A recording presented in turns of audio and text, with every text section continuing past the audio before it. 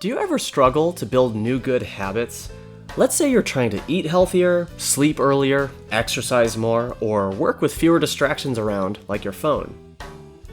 Hey everyone, it's James. I'm one of the founders of Cortex Education, and I specialize in using personal development to help students achieve college admissions success.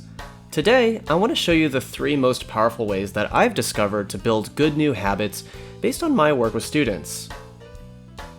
The first method is to attach the new habit that you're trying to build to an existing habit. For example, I teach my students about the importance of building a habit of reading something optional and interesting for just 15 minutes a day. And this helps to build an active mind, something that college admissions officers call intellectual vitality. And to build this habit, I suggest that my students attach the new reading habit to something that already happens every day. So they might read a scientific article during breakfast or continue reading a piece of classic literature on the way home from school each day. Over time, the new habit will become its own solid pattern and no longer needs to be attached to that existing habit. The second method is called a habit tracker. Now, this might sound fancy, but it can be as simple as a calendar where you mark the days on which you did the thing that you want to build a habit of doing.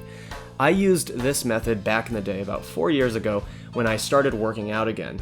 I printed out a year-long calendar on just a single sheet of paper, and I began marking the days when I worked out. So if I missed a day, that would haunt me for the rest of the year. But on the flip side, if I went to the gym on a particular day, then I'd feel great about that day for the rest of the year. And it worked extremely well for me, and to this day I still work out 4 to 5 times per week, and I no longer need the habit tracker to stay on track. And here's a bonus tip. One way to make your habit tracker even more effective is to put it in a public place in your home where others, like your parents or other family members, can see it and help keep you accountable. The third method is what I call 1-week experiments. It can be pretty daunting to say, from now on, I'll never ever have my phone around again whenever I'm working. When you commit to something that big, it's actually hard to make it happen because it just feels so endless.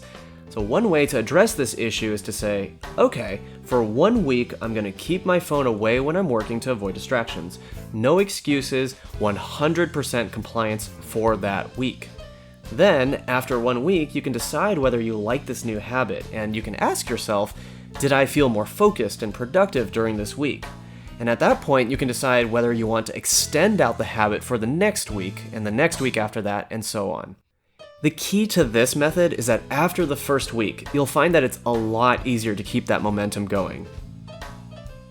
Alright, now out of these 3 methods, which one works best? I'm glad you asked. Among my students, the third method has been by far the most powerful. I started assigning these 1-week experiments to my students about 6 months ago to build new productivity habits, to help them focus more, be more organized, to manage their time better, and we've had just amazing results. But everybody's different, so I suggest that you try all 3 of these methods. Pick a new good habit that you're trying to build and choose one of these methods to try out.